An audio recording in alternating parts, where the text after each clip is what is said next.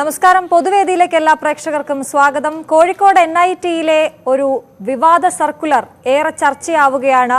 സ്നേഹപ്രകടനങ്ങൾ ക്യാമ്പസിനുള്ളിൽ വേണ്ട എന്നാണ് ആ വിചിത്ര സർക്കുലർ പറയുന്നത്. വിദ്യാർത്ഥികൾ ഇതിനോടം തന്നെ അതിന് എതിരായി, അല്ലെങ്കിൽ എന്തുകൊണ്ട് അങ്ങനെ ഒരു സർക്കുലർ ഇറക്കിയെന്ന് തങ്ങൾക്കറിയില്ല, തങ്ങൾക്ക് അതിൽ ആശങ്കയുണ്ട് എന്നതടക്കമുള്ള കാര്യങ്ങൾ ന്യൂസ് 8നോട് അല്പസമയം മുമ്പ് പങ്കുവച്ചിരുന്നു. നമുക്ക് അതുകൊണ്ട് തന്നെ ഈ വിഷയത്തിൽ നമ്മൾ പ്രേക്ഷകരുടെ പ്രതികരണം തേടുകയാണ്. പൊതുവേദി ഇന്ന് പരിശോധിക്കുന്നത് ഈ വിഷയമാണ്. സ്നേഹപ്രകടനങ്ങൾ വിലക്കണോ? പ്രേക്ഷകർക്കും പ്രതികരിക്കാം.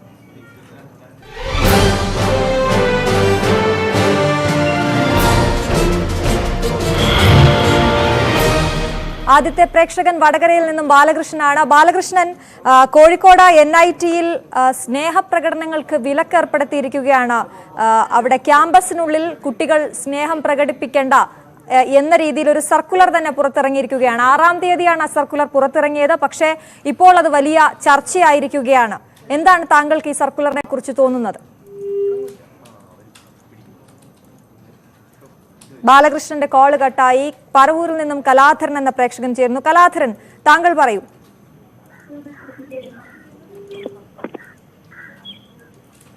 കലാധരൻ, എന്നെ കേൾക്കുന്നുണ്ടോ?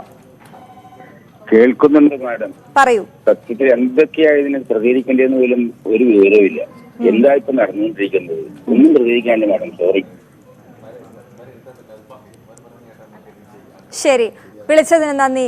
കണ്ണദാസൻ പാലക്കാട് നിന്നും ചേരുന്നു. കണ്ണദാസൻ, NITയിലെ ഈ ഒരു സർക്കുലർ അത് വിദ്യാർത്ഥികളിൽ വലിയ ആശങ്കയുണ്ടാക്കിയിട്ടുണ്ട്. എന്താണ് ഈ സ്നേഹപ്രകടനം എന്നതുകൊണ്ട് അവിടുത്തെ അധികൃതർ ഉദ്ദേശിക്കുന്നത്, കോളേജ് അധികൃതർ ഉദ്ദേശിക്കുന്നത് എന്ന് വിദ്യാർത്ഥികൾക്ക് മനസ്സിലായിട്ടില്ല. താങ്കൾ എങ്ങനെയാണ് നോക്കിക്കാണുന്നത് ഈ വാർത്തയെ? മാഡം, ഈ സ്വയാശ്രയ കോളേജിന് അനുമതി കൊടുത്തത് ഉമ്മൻചാണ്ടി സാറാണ്. നിരവധി സ്വയാശ്രയ കോളേജ്, ഹലോ പറഞ്ഞോളൂ, കേൾക്കുന്നുണ്ട് കണ്ണദാസ്. നിരവധി സ്വയാശ്രയ കോളേജുകൾക്ക് അനുമതി കൊടുത്തിട്ടുണ്ട്. അത് സർക്കാരിന്റെ അണ്ടറിലല്ല. അപ്പൊ അവര് പല ഈ നിയമനങ്ങൾ നടത്താൻ വേണ്ടിയിട്ട് പല വികൃതികളും വിക്രസുകളും പല ഇതും നടത്തിക്കൊണ്ടിരിക്കുന്നു. അവരുടെ ആള് തയ്ക്കാൻ വേണ്ടിയിട്ടും വീട്ടിന് ആള് തയ്ക്കാൻ വേണ്ടിയിട്ട് അങ്ങനെ പല ഇതും ചെയ്യുന്നുണ്ട് സ്വയാശ്രയ കോളേജിന്റെ പേരിലും. അപ്പൊ അതിനെന്തെങ്കിലും ആദ്യം ഒരു പരിഹാരം കാണണം. താങ്കൾക്ക് ഈ വിഷയത്തിൽ എന്താണ് പ്രതികരിക്കാനുള്ളത്? വിദ്യാർത്ഥികളോട് പറഞ്ഞിരിക്കുന്നു. മാഡം, ഒരു കുടുംബത്തിലിപ്പോ കോവിഡ് വന്നിട്ട് ഒരു ബന്ധു വീട്ടിലോ എവിടെയോ പോകാൻ പറ്റാത്ത ഒരു അവസ്ഥയും കൂടി ആയിരിക്കുകയാണ് മാഡം.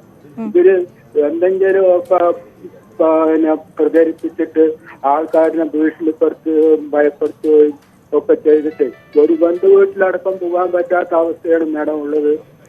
ഒരു വയ്യാണ്ട് കിടക്കുന്ന ഒരു താങ്കൾ പറയുന്നത് എനിക്ക് വ്യക്തമാകുന്നില്ല. താങ്കൾ ഈ NIT വിഷയത്തിൽ താങ്കളുടെ അഭിപ്രായം എന്താണ്? അതന്നെ, സ്വയാശ്രയ കോളേജ് വന്നതാണ് ഇത്രയും തെറ്റായത്. സ്വയാശ്രയ കോളേജ് വരേണ്ടിയിരുന്നില്ല. ഉമ്മൻചാണ്ടി സാറാണ് സ്വയാശ്രയ കോളേജിന്റെ ആൾ. ശരി, വിളിച്ചതിന് നന്ദി.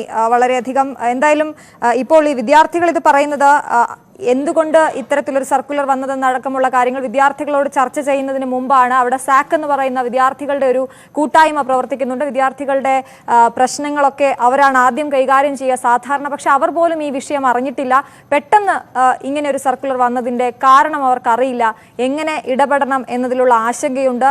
അഥവാ ഇത്തരത്തിൽ ഈ പറഞ്ഞ കാര്യങ്ങളിലൊക്കെ എന്തെങ്കിലും ലംഘനമുണ്ടായാൽ വലിയ നടപടി, കർശന നടപടി ഉണ്ടാകുമെന്ന് തന്നെ ആ സർക്കുലറിൽ ഉറപ്പിച്ചു പറയുമ്പോൾ ഇനി എങ്ങനെ പെരുമാറണം, കോളേജിൽ എന്തൊക്കെയാണ് ഇതിന് കീഴിൽ വരിക എന്നതൊക്കെയുള്ള കാര്യങ്ങൾ അവർ ചോദ്യങ്ങളായി ഉയർത്തുന്നുണ്ട്.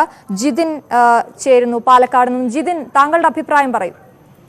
ഇതിന് ഉത്തരം താങ്കളുടെ ചോദ്യത്തിനുണ്ട്. കാരണം ക്യാമ്പസിലാണ് ഇങ്ങനൊരു സംഭവം ഉണ്ടായിരിക്കുന്നത്. ക്യാമ്പസിലെ മുഴുവൻ കാര്യങ്ങളും നിയന്ത്രിക്കേണ്ടത് ആ ഇൻസ്റ്റിറ്റ്യൂഷൻ ഒരു നിയമം ഉണ്ടാവും. അത് പാലിക്കാൻ ഓരോ വിദ്യാർത്ഥിയും ബാധ്യസ്ഥനാണ് അവിടെ. കാരണം എന്താ വെച്ച് കഴിഞ്ഞാൽ ഇവർ ആ കോളേജിൽ ജോയിൻ ചെയ്യുമ്പോൾ ആ കോളേജ് എന്ത് നിയമം കൊണ്ടുവന്നാലും അത് അംഗീകരിക്കാമെന്ന രീതിയിലാണ് ഇവർ ആ കോളേജിൽ അകത്തിയിട്ട് കിട്ടുന്നത്. പിന്നെ ഇതിപ്പോ നമ്മൾ ഇതൊന്നും അത്ര വലിയ ഗൗരവമുള്ള കാര്യമൊന്നുമല്ല കേരളത്തെ സംബന്ധിച്ചിടത്തോളം. കാരണം എന്താ ചോദിച്ചു കഴിഞ്ഞാല് കേരളത്തില് ജാതി വിവേചനം കൊണ്ട് 40 ദിവസം സമരം കിടന്നിട്ടാണ് കേരള സർക്കാരിനെ കണ്ണു തുറന്നിട്ടുള്ളത്. ഇത്രയും ഗൗരവമുള്ള വിഷയത്തിൽ കേരള സർക്കാരിന്റെ കണ്ണു തുറക്കാൻ 40 ദിവസം ആ കുട്ടികൾ അവിടെ സമരം കിടക്കേണ്ടി വന്നു. അങ്ങനെയുള്ള സംസ്ഥാനത്ത് നിന്നുകൊണ്ട് ഇങ്ങനെയുള്ള ചെറിയ ചെറിയ കാര്യങ്ങൾ ഇത് താങ്കളുടെ അഭിപ്രായമാണെങ്കിൽ പോലും ഞാനൊന്ന് ചോദിച്ചു പോവുകയാണ്, ഒരു സംശയം കൊണ്ട് മാത്രം. ഇത് എങ്ങനെയാണ് ഒരു ചെറിയ വിഷയമാവുക? ഒന്ന്, രണ്ട്, ഒരു കോളേജിൽ പഠിക്കുമ്പോൾ അവിടുത്തെ നിയമങ്ങൾ പാലിക്കണം എന്നുള്ളത് താങ്കൾ പറഞ്ഞത് വളരെ ശരിയായ കാര്യം. പക്ഷേ അത് പ്രാകൃത നിയമങ്ങളാകുമ്പോഴോ? പറയാം. അതായത് ഈ ജാതി വിവേചനം എന്ന് പറയുന്നത് കേരള ചരിത്രം ഒന്ന് മുൻപോട്ടൊന്ന് പഠിച്ചു നോക്കുമ്പോൾ നമുക്ക് മനസ്സിലാവും. ജാതി വിവേചനം താങ്കൾ വിടൂ, നമ്മൾ അത് ഒരുപാട് ചർച്ച ചെയ്തതല്ലേ. ഇതിലേക്ക് വരൂ. NIT-യിലെ ഈ സർക്കുലർ വായിച്ചപ്പോൾ താങ്കൾക്ക് എന്ത് തോന്നി? അതായത് ഒരു ഇൻസ്റ്റിറ്റ്യൂഷൻ ഒരു നിയമം കൊണ്ടുവന്നാൽ അത് ആ നിയമം പാലിക്കപ്പെടണം അല്ലെ? പാലിക്കപ്പെടണം. ശരി, താങ്കളുടെ അഭിപ്രായം വ്യക്തമാണ്. വളരെയധികം നന്ദി വിളിച്ചതിന്. ബാലകൃഷ്ണൻ വടകരയിൽ നിന്നും. ബാലകൃഷ്ണൻ പറയൂ. മാഡം, പറയൂ. സത്യത്തിൽ ഇത് പറയുകയാണെങ്കിൽ ഇൻസ്റ്റിറ്റ്യൂഷനിലെ നിയമം വിദ്യാർത്ഥികൾ അംഗീകരിച്ചേ പറ്റൂ. അത് വിദ്യാർത്ഥികൾക്ക് തയ്യാറാണെന്ന് അവർ രക്ഷിതാക്കൾക്ക് തോന്നുവാണെങ്കിൽ അവിടെ നിന്ന് അവര് വിഡ്രോ ചെയ്ത് പോവാന്നല്ലാതെ വഴിയില്ല. കാരണം നമ്മുടെ വിദ്യാഭ്യാസ മേഖലയിൽ കാര്യങ്ങളിലും ഒരുപാട് കടന്നുകയറ്റങ്ങളും പ്രയാസങ്ങളും ഉണ്ട് രാജ്യത്ത്. അതൊക്കെ സർക്കാരോ ഏതോ അതിന്റെ ഇൻസ്റ്റിറ്റ്യൂഷൻ അതിന്റെ വിധത്തിൽ ഇടപെടുകയും ചെയ്യും, അത് അതിന്റേതായ രൂപത്തിൽ കൊണ്ടുവരികയും ചെയ്യും. അതിൽ അസഹിഷ്ണുതയുള്ളവർ മാറി നിൽക്കുക എന്നല്ലാതെ വേറെ വഴിയൊന്നുമില്ല. രാജ്യത്ത് സമാധാന അന്തരീക്ഷവും കാര്യങ്ങളുമാണ് വേണ്ടത്. രാജ്യത്ത് സമാധാനം ഉണ്ടാകാൻ ഇത്തരത്തിൽ എന്ത് കൊണ്ടുവന്നാലും അത് അംഗീകരിക്കണം, അല്ലാത്തവർ അവിടെ നിന്ന് വിട്ടുപോകണം. അതാണ് താങ്കളുടെ അഭിപ്രായം. വളരെ നന്ദി വിളിച്ചതിന്. ജിജോ കാസർഗോഡ് നിന്നും ചേരുന്നു. ജിജോ പറയൂ. അല്ല, ഇത്രയും വർഷം അവിടെ ഈ സംഭവം ഉണ്ടായിട്ട് അവിടെ ഒരു കലാപോ അന്തരീക്ഷ മാറ്റമൊന്നും ഉണ്ടായിട്ടില്ലല്ലോ. ഇത്രയും വർഷം അങ്ങനെ ഒരു സംഭവം ഉണ്ടായിരുന്നില്ലല്ലോ. 6-ാം തീയതിയാണല്ലോ ഇത്തരത്തിലൊരു സർക്കുലർ പുറത്തിറക്കിയത്. ഇതിനു മുമ്പേ അവിടെ ഈ സ്നേഹപ്രകടനമൊക്കെ ഉണ്ടായിരുന്നു. സ്നേഹപ്രകടനം ഉണ്ടായിരുന്നു. അതെ, ഉണ്ടായിരുന്നു. അന്ന് ഇവിടെ അവിടുത്തെ അന്തരീക്ഷം മാറുകയോ കലാപം ഉണ്ടാവുകയോ ചെയ്തിട്ടില്ല.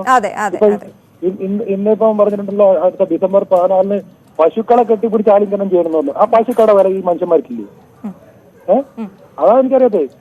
ഞാൻ പറഞ്ഞ ആ സർക്കാർ അംഗീകരിക്കാൻ പാടില്ല. അവിടുത്തെ എല്ലാ വിദ്യാർത്ഥികളും ഇതിനെതിരെ പ്രതിഷേധിക്കുകയും ചെയ്യണം. അവരുടെ മുമ്പിൽ വെച്ച് സ്നേഹപ്രകടനം കാണിക്കണം. അവിടെ പാർട്ടികൾ തമ്മിൽ അടിച്ച് പിരിയാണ് വേണ്ടത്. അവിടെ കലാപം നടക്കുന്നത് വിദ്യാർത്ഥി രാഷ്ട്രീയത്തിൽ കലാപം നടക്കുന്ന കുട്ടികളെ ചെയ്യുന്നതിന് കുഴപ്പമില്ല, സ്നേഹപ്രകടനം നടത്തുന്നതിനാണ് കുഴപ്പം. ഇതെന്താണത്? പശുക്കളെ കെട്ടിപ്പിടിച്ച് കിടക്കാം. ഇനി നാളെ നായ്ക്കളെയും കൂടെ കെട്ടിപ്പിടിച്ച് കിടക്കാൻ പറയും. അങ്ങനെ സർക്കാർ ഇറക്കും. അല്ല പറഞ്ഞ ഡിസംബർ 14 പശുക്കളെ കെട്ടിപ്പിടിക്കണം, ബ്ലഡ് ഓട്ടം നടത്തും. ഫെബ്രുവരി 14 ബ്ലഡ് ഓട്ടം വരെ ഉണ്ടാവുന്ന പറഞ്ഞു, ബ്ലഡ് സർക്കുലേഷൻ വരെ ഉണ്ടാവുന്ന പറഞ്ഞു. പശുവിനെ കെട്ടിപ്പിടിച്ച് കഴിഞ്ഞാൽ എവിടെയാണ്? 10-20 വർഷമായി പശുക്കളെ പോറ്റി നടക്കുന്ന അവർക്ക് ഉണ്ടാവില്ല. അവരൊന്നും ബ്ലഡ് ഓട്ടം കുറവൊന്നും ഉണ്ടാവില്ല. എന്ത് വിരോധാഭാസമായ സർക്കുലറും കാര്യങ്ങളാണ് ഈ രാജ്യത്ത് ഇറക്കുന്നതെന്ന് അറിയാത്തത്. കേരള സർക്കാരും കണക്കാണ്, കേന്ദ്ര സർക്കാരും കണക്കാണ്. ഇനിയിപ്പോ ആകെയുള്ളതെന്ന് വെച്ചാൽ കേരളത്തിൽ ജീവിക്കണമെങ്കിൽ സ്വപ്നം കാണുന്നതിന് മാത്രം ടാക്സ് കൊടുക്കണ്ട. അതും കൂടെ വന്നു കഴിഞ്ഞാൽ കേരളത്തിൽ ജീവിക്കാത്ത അവസ്ഥ കൂടെ കേരളത്തിലും കൂടെ വന്നു. ശരി ജിജോ, താങ്കളുടെ അഭിപ്രായം വ്യക്തമാണ്. ജോസ് കുട്ടി ഇടുക്കിയിൽ നിന്നും ചേരുന്നു. ജോസ് കുട്ടി, ഈ NIT-യിലെ ഈ ഒരു സർക്കുലർ ഈ വാർത്ത താങ്കളുടെ ശ്രദ്ധയിൽപ്പെട്ടിരുന്നു. എന്താണ് തോന്നുന്നത് കാണുമ്പോൾ?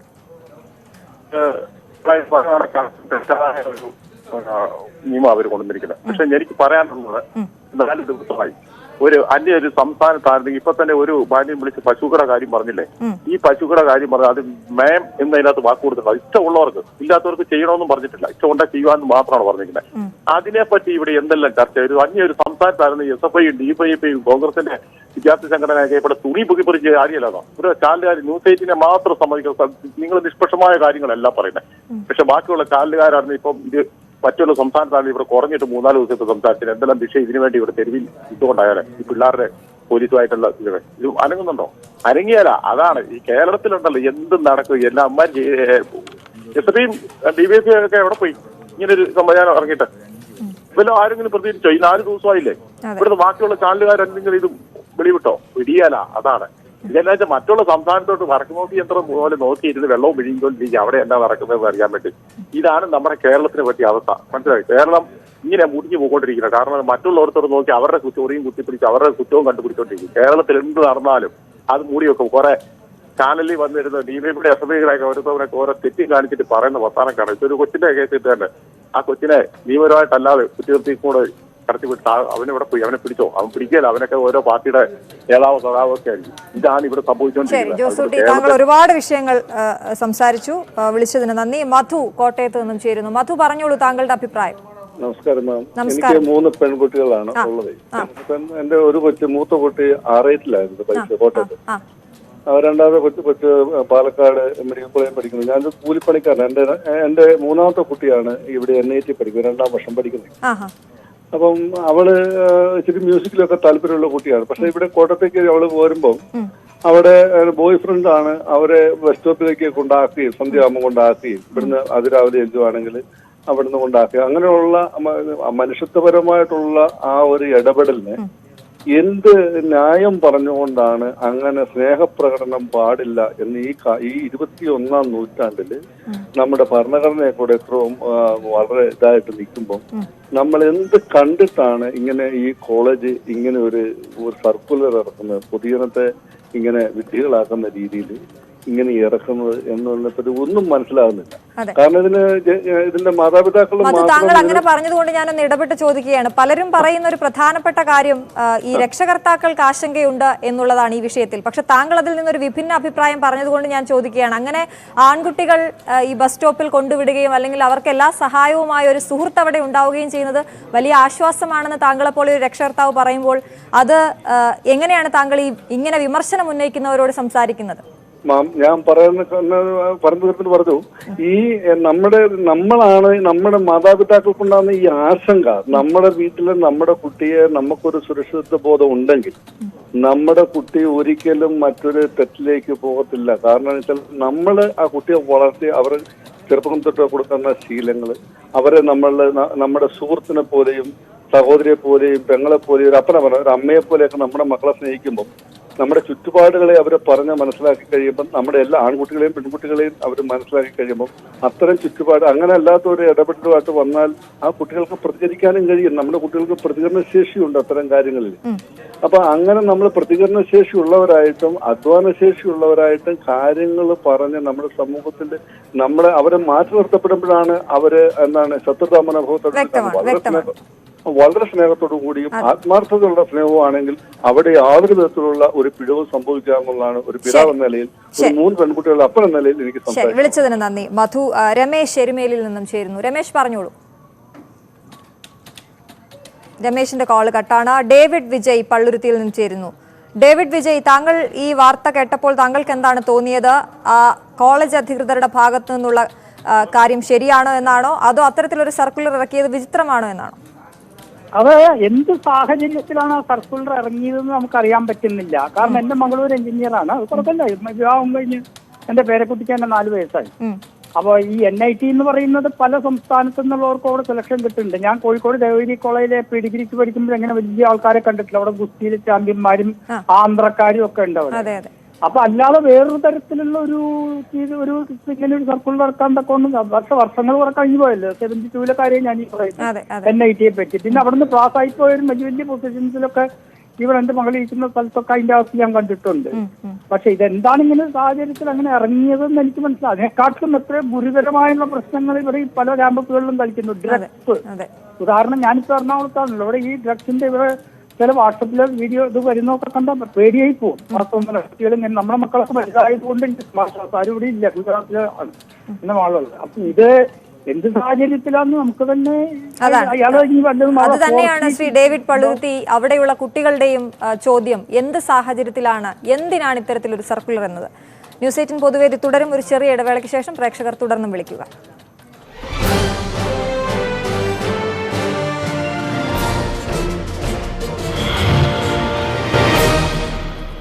കോഴിക്കോട് NITയിൽ സ്നേഹപ്രകടനങ്ങൾ വിലക്കിക്കൊണ്ടുള്ള സർക്കുലർ ചർച്ചയാകുമ്പോൾ പൊതുവേദിയും ഇന്ന് ചർച്ച ചെയ്യുന്നു. ആ വിഷയമാണ്. പ്രേക്ഷകർ പ്രതികരണങ്ങളുമായി തുടരുന്നു. ഗോപകുമാർ കൊല്ലത്ത് നിന്നും ചേരുന്നു. ഗോപകുമാർ, താങ്കൾക്ക് എന്താണ് ഈ വിഷയത്തിൽ പ്രതികരിക്കാനുള്ളത്? ഇത് ഏത് സാഹചര്യത്തിലാണ് വിലക്ക് വന്നതെന്നുള്ളത് അറിയുന്നില്ല. അതെ. പക്ഷേ പിന്നെ ഒരു ക്യാമ്പസിൽ പഠിക്കാൻ പോകുമ്പോൾ തീർച്ചയായിട്ടും കുട്ടികൾ പഠിക്കാൻ തന്നെയാണ് പോകേണ്ടത്. അതേ സമയത്ത് സ്നേഹപ്രകടനമൊക്കെ ക്യാമ്പസിന് വെളിയിൽ ആണ് വേണ്ടത്. പക്ഷെ ഇപ്പോഴത്തെ സാഹചര്യത്തിൽ പിന്നെ ചില പ്രത്യേക ട്രെയിനിങ് കിട്ടിയിട്ടുള്ള കുട്ടികൾ, ആൺകുട്ടികളുമുണ്ട് പെൺകുട്ടികളുമുണ്ട്, പഠിക്കാൻ വരുന്ന കുട്ടികളെ മറ്റൊരു ദിശയിലേക്ക് വഴിതിരിച്ചു വിടുന്നതായിട്ട് പൊതുവെ കണ്ടുവരുന്നുണ്ട്. അപ്പം മയക്കുമരുന്നും ഒക്കെ വ്യാപകമാകുന്ന രീതിയിൽ പിന്നെ ക്യാമ്പസിനകത്തോ ക്ലാസ്സിനകത്തോ ഇങ്ങനെയുള്ള പ്രശ്നങ്ങളൊക്കെ ചിലപ്പോൾ പ്രശ്നങ്ങൾ ഉണ്ടാക്കിയേക്കാം. JNM നമ്മൾ കണ്ടതാണ് ഇത്തരം സംഭവങ്ങൾ. കാരണം ഒരു ലോഡ് പിന്നെ മദ്യക്കുപ്പികൾ അവിടെ നിന്ന് കണ്ടെടുത്തു എന്ന് പറയും. അപ്പൊ ഇതൊക്കെ വെച്ച് നോക്കുമ്പോൾ അവര് പഠിക്കാനാണോ പോകുന്നത്, മറ്റുള്ള ഏതെങ്കിലും പിന്നെ സാമൂഹ്യ വിരുദ്ധ പരിപാടികൾക്കാണോ പോകുന്നത്? പക്ഷെ അതാണ് ശരി, അത് താങ്കളുടെ അഭിപ്രായം. എന്തായാലും താങ്കൾ പറഞ്ഞതിനോട് യോജിക്കാൻ കഴിയാത്തൊരു കാര്യം, അതും ഈ സ്നേഹപ്രകടനവും തമ്മിൽ എങ്ങനെ ബന്ധപ്പെട്ടിരിക്കുന്നു എന്നുള്ള കാര്യമാണ്. സാമൂഹ്യ വിരുദ്ധ പ്രവർത്തനവും ഈ സ്നേഹപ്രകടനവും, താങ്കൾ പറഞ്ഞു സ്നേഹപ്രകടനം ക്യാമ്പസിന് പുറത്തു മതിയെന്ന്. എന്തായാലും അത് താങ്കളുടെ അഭിപ്രായം. രവീന്ദ്രൻ കാഞ്ഞിരപ്പള്ളിയിൽ നിന്നും ചേരുന്നു. രവീന്ദ്രൻ, താങ്കൾക്ക് എന്താണ് തോന്നുന്നത് ഈ വിഷയത്തിൽ? ഇത് മാഡം, ഇത് പറയാനുള്ളതെന്ന് വെച്ചാൽ, ഇത് കോളേജ് അധികൃതർ ഉടൻ തന്നെ പത്രസമ്മേളനം വിളിച്ചത് എന്താ സംഭവിച്ചത്, എന്തുകൊണ്ടാണ് ഇത് ചെയ്തതെന്നുള്ള വെളിപ്പെടുത്തണം. കാരണം നമുക്കിതൊന്നും അറിയത്തില്ല. ഒരു ഭാഗം മാത്രമേ ഇപ്പൊ നിങ്ങൾ പറയുന്ന അനുസരിച്ച് കേട്ടിട്ടുള്ളൂ. പിന്നെ ഈ നാടിനോടും അച്ഛനോടും അമ്മയോടും പിന്നെ സാർമാരോടും എല്ലാം സ്നേഹമുള്ള പിള്ളേർ പോയി പഠിച്ചിട്ട് മര്യാദയ്ക്ക് വീട്ടിൽ വരും, അവർ ജോലി നേടും. അല്ലാതെ കെട്ടിപ്പിടിക്കോ? അതെ, ഒന്ന് ഇടപെട്ട് സംസാരിച്ചോട്ടെ. ഈ ഒരു ഭാഗത്ത് നിന്ന് മാത്രം സംസാരിക്കുന്നു എന്ന് പറയുമ്പോൾ ഈ കോളേജിന്റെ ഭാഗമാണ് അവരുടെ വാർത്താക്കുറിപ്പ് അല്ലെങ്കിൽ ആ സർക്കുലർ എന്ന് പറയുന്നത്. അവരുടെ ഭാഗമാണ്, അവരുടെ സർക്കുലർ നമ്മൾ സ്ക്രീനിൽ കാണിക്കുന്നുണ്ട്.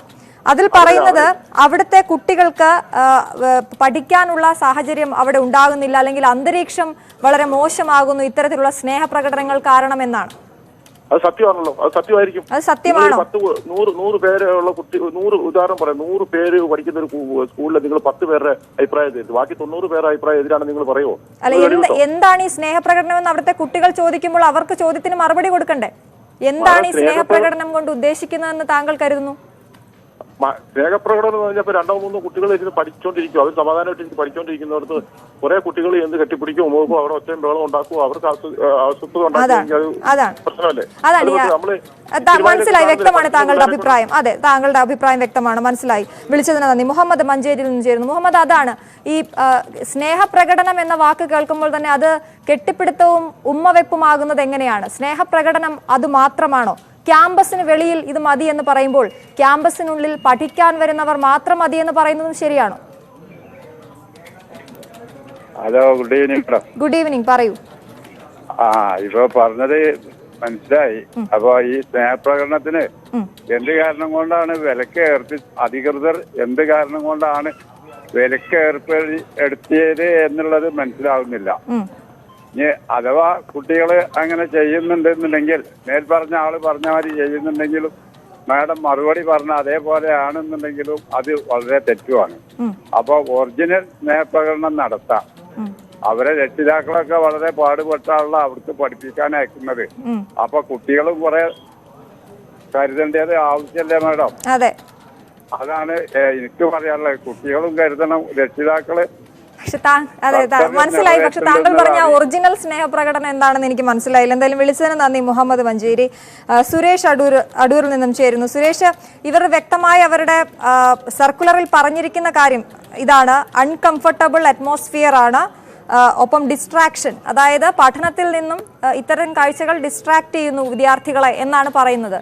എന്നാൽ ഇത്തരം ഒരു പരാതി കുട്ടികളുടെ ഭാഗത്തു നിന്നോ രക്ഷകർത്താക്കളുടെ ഭാഗത്തു നിന്നോ ഒന്നും അധികൃതർക്ക് പോയിട്ടുമില്ല എന്ന് പറയുന്നു. പിന്നെ എന്തിനാണ് ഇത്തരത്തിലൊരു സർക്കുലർ എന്ന് ചർച്ചയാകുമ്പോൾ താങ്കൾക്ക് എന്താണ് തോന്നുന്നത്?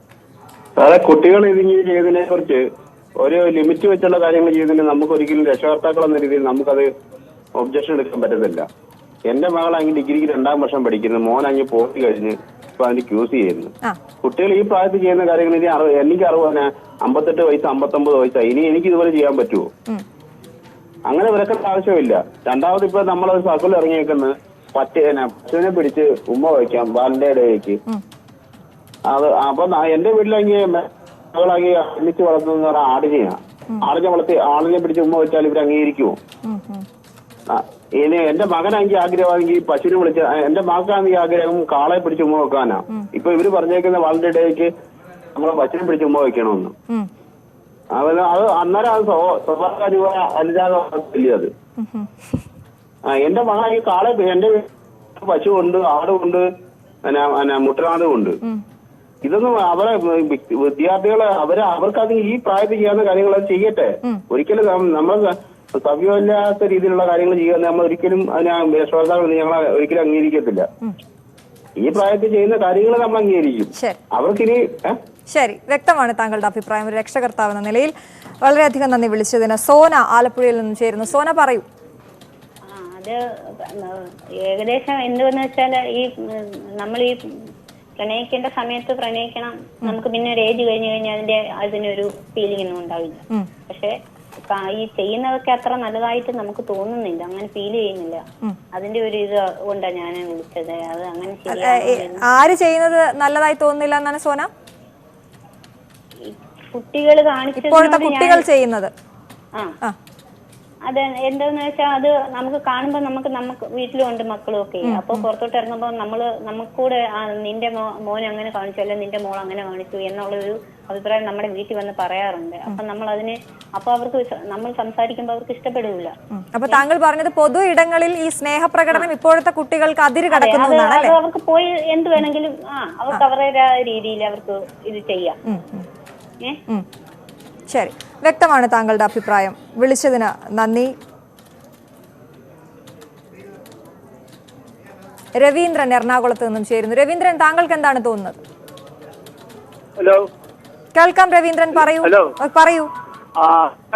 ഈ ചർച്ച നടക്കണില്ലേ, നടന്നുകൊണ്ടിരിക്കണ? അതെ, ഇത് ഒരു വലിയ കാര്യമായിട്ട് ആവശ്യമില്ല. കാരണം വെച്ചാൽ ഇത് ഒരു വലിയ നാശത്തിലേക്കാണ് പോണത്. മറ്റുള്ള ഓരോ ജനങ്ങളുടെ അഭിപ്രായം കൊണ്ടിട്ട് ഇവിടെ കാര്യങ്ങൾ വ്യക്തമാകുമെന്ന് വിചാരിച്ചിട്ട് കാര്യമില്ല. ഇത് ഈ പോക്കെന്ന് പറഞ്ഞാൽ വലിയൊരു നാശത്തിലേക്കാണ് ഈ പോക്ക്. ആരുടെ പോക്കാണ്? കുട്ടികളുടെ പോക്കാണോ അതോ ഈ കോളേജ് അധികൃതരുടെ പോക്കാണോ? കുട്ടികൾ എന്ന് പറഞ്ഞാൽ രാവിലെ അവര് തോന്നുമ്പോ കേറി വരുന്നു. അവരെ നിയന്ത്രിക്കാനും പിടിക്കാനും ആരാണുള്ളത്? അവരിവിടെ ഒരു സമയത്ത് വന്ന് കയറുന്നു, ഒരു സമയത്ത് തിരിച്ചു പോണ്.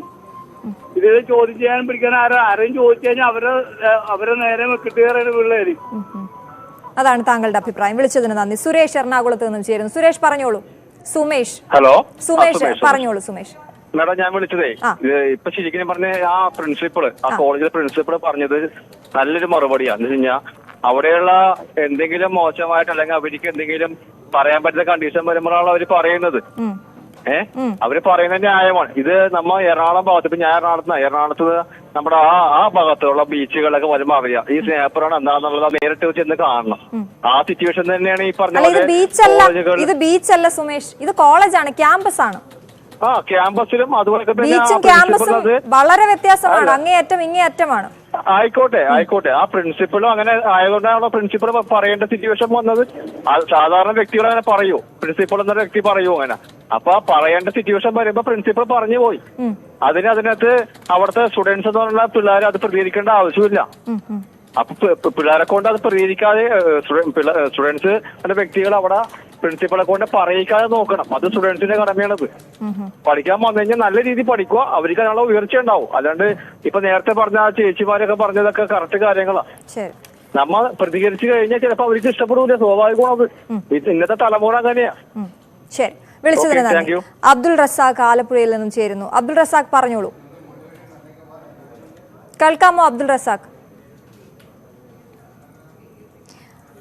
അദ്ദേഹത്തിന്റെ കോള് കട്ടായി. എന്തായാലും രണ്ട് അഭിപ്രായങ്ങൾ ഈ വിഷയത്തിലുമുണ്ട്. എല്ലാ വിഷയത്തിലെയും പോലെ തന്നെ ഒരു നിയന്ത്രണ രേഖ അത് വേണമെന്ന് പറയുന്നവരുണ്ട്.